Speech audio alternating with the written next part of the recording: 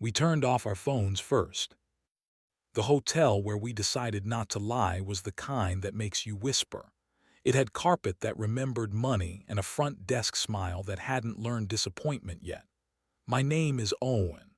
The man I loved was Raphael, and the man I shouldn't have loved was August. Raphael taught high school literature like teenagers were a country he could learn by heart. I ran an architecture studio that made rich people's kitchens look like they invented dinner. We were good at being good. If this were a different story, I'd skip to the part where we failed. This isn't that story. There's more to say. We met in September, the month New York forgives and then forgets. Raphael bought a worn copy of Baldwin from a sidewalk table, and I said, "You're stealing." And he said I paid the kind of attention the book wanted. He had a way of looking at me like he'd given me a better line and I'd taken it. We moved in together after 2 winters. The radiator learned our jokes, and the balcony learned our weather. We kept rules on an index card taped to the fridge because rules only work if they're humble. We never wrote them as commandments, but we kept them as habits. Be home when you say, be naked when you want to, be kind where the other is ugly. We believed in being ordinary. It saved us until it didn't. August came to my office wearing a suit that had read a lot of magazines. He was a developer with a gentle mouth and a budget that said please. He wanted us to design a lobby that made people feel forgiven the moment they stepped in. He was good at asking for forgiveness. He liked my work and he liked my hands, and he did the kind of flirt that stays plausible. He said his boyfriend loved art. He said they never fought. He said, as if he were quoting scripture, we only rehearse the fights we can afford. I gave him my card and the version of my smile that says I belong to someone. He looked like a person who would remember that and decide to test the fire alarm anyway. Raphael met August at a gallery where the wine was better than the work. He came home describing a man who made conversation look like an instrument. There are people you talk about because your mouth likes exercise. There are people you talk about because your mouth is trying to name a hunger. I listened and decided time would solve the math. It did, for a while. Then August stopped calling the office and started texting me at hours the city is easily tempted. We didn't cheat so much as we practiced cheating. Lunch ran late and I blamed a contractor. August forwarded a link to a piano piece that sounded like paperwork if paperwork had feelings. Raphael came to bed after grading papers and asked if I was tired in a voice that could make you honest. I said I didn't know how to measure that. He put his hand on my stomach like an apology man-made. I slept like people do when a ceiling doesn't trust its own weight. The night we failed was an unremarkable Thursday with the kind of rain you would invent if you were bored. Raphael had parent conferences. August had an invitation. He said, let's talk about the lobby somewhere nobody recognizes how nice we are. He booked a room uptown, a hotel whose bar had the kind of mirror that turns people back into ideas. I told myself I needed to see how he lies. The elevator did the rest. He started to say the line people say when they want permission without debt. I don't know what I'm doing. I said I do, and that was a way of calling myself out. We kissed like two people who had rehearsed their excuses separately and wanted to compare drafts. He tasted like rain that had been elaborated upon. We turned off our phones because they were going to teach us new words for regret. He put my hand where it had to go to keep the night from pretending it was moral. I put my mouth where his breath realized it was a person. We took off clothes with the seriousness you give a problem you finally respect. I told him not to call me by anyone else's name. He said he wished he had one for me that he could keep.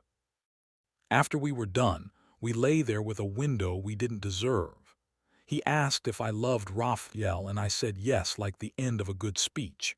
He asked if Raphael loved me, and I said yes in a voice that was suddenly more interesting to me than anything else. He asked if this meant anything and I said meaning is for people who have time. We turned off the light as if we had invented darkness. I remember the color of the carpet more than his chest. Home is an address and a job. I went there. The radiator hissed a commentary. Raphael was on the couch with papers and that face he wears when he's asking a bad book to be better. I kissed his cheek and he looked at his watch and smiled as if time were a warm thing. We had the kind of sex you have when you've been remembering it all day and then decide not to describe it to anyone later. We didn't talk. The bed did all the dialogue. At breakfast he said parent conferences are an occupation hazard because parents are often wrong about how the future works. I said developers are often wrong about gravity. We laughed in a way that should have warned me. I told him I had to meet the client again that afternoon. He said he had to stay late. We behaved like people planning to survive. He found out about August because the city likes plot. A student saw me at the lobby site with August and connected a curriculum no one had assigned. The story was not dramatic, it was arithmetic. Raphael waited until after dinner, he's decent like that. He said, Owen, in a voice I would not survive losing, he asked. I told. There are many versions of this. Mine is simple. I said I betrayed you and also I didn't forget you once during. He said that sounded like a man trying to turn his guilt into a caterer. I asked him not to leave. He asked me to not make him a hero. He asked me what August kissed like and I told him, because if you don't answer the question, the room will. We did not become noble. We did something uglier and more impressive. We stayed. For a week we slept like brothers out of respect for the word sleep. For a week we barely touched in daylight. Then it was Saturday, and the city remembered what sun felt like. We opened the window, and the apartment forgave us. He put his hand on my back as if the arc of my spine had written the right letter to the right address. I said his name like an apology, and he said mine like a decision. We didn't close the curtains. We needed to prove to something we couldn't name that bodies are not crime scenes unless you make them. I told August we weren't doing it again in a text that said no more, which is the false tense of a better sentence. He wrote back a paragraph that made me want to audit his verbs. He said it had been important to feel wanted by someone who knew how.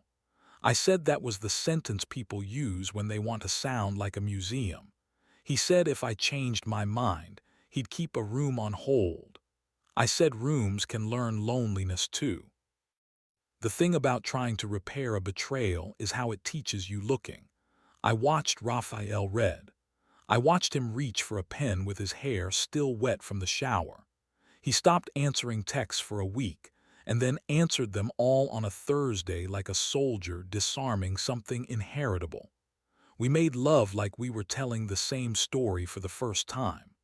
There was a part where he put his mouth on my neck and my knees filed a complaint. There was a part where he asked with his eyes for something and I gave it to him and the room forgot we had enemies. The radiator didn't hiss. It listened. August sent one more text as if it was going to award himself closure. He said he was thinking about the lobby again, how it should make people feel forgiven when they leave, not when they arrive. It was a tick disguised as thought. I wrote back a single word, exactly. He replied with a photo of light on a stairwell that had learned how to be flattering. I put the phone face down and left it there until I forgot why I had. Months later the lobby opened and the place did what a good room does. It let people think they were better than they were for as long as it took to cross it. Raphael and I went once at noon, anonymous, walking through a space my hands had drawn and another man had named for me when I was pretending not to know what names are. We didn't speak. We let the marble echo us a little. We went home and I pressed him against the door and undid buttons with the small, hungry certainty of a person who plans to live here. He made a noise that ruined my plans in the best way. I forgave myself enough to learn it. If you want me to tell you we never saw August again, I can't. The city is small inside the rooms that count. He nodded at us at a fundraiser, and I nodded back, and that was all the words those heads deserved. He did not look like a man who needed rescue or punishment. He looked like a human making a living out of what he's almost good for. Sometimes people say our story is brave because we stayed. It's not bravery, it's maintenance. We repair, he teaches. I build. We keep the index card on the fridge, but we don't need it to stop us from doing anything. We need it to remind us to keep being boring in the best ways. We say our names to each other in the morning like checking a fuse. When someone asks how we survived, I say we turned off our phones first. It's a joke, and it's not. On a night when the radiator forgets to complain and the city forgets to lie, I look at his profile and discover how a man can be a landmark without any government help. Sometimes we still talk about August the way you talk about a street that had bad lighting until they fixed it. We walk past the hotel and the bellman doesn't know us, which is how I know we won. I don't have a moral. I have a room and a person and the practice of not performing when it's just us. If you want a rule, write it down small enough for a refrigerator. If you want a lesson, build a lobby that forgives people after they leave. If you want an ending, try this. The hotel is still there. The radiator still offers comment. We still sleep with a window cracked because that's how we tell the city we're home. And when he rolls toward me in the dark and says my name like a question he's proud to know the answer to, I answer it right. Every time.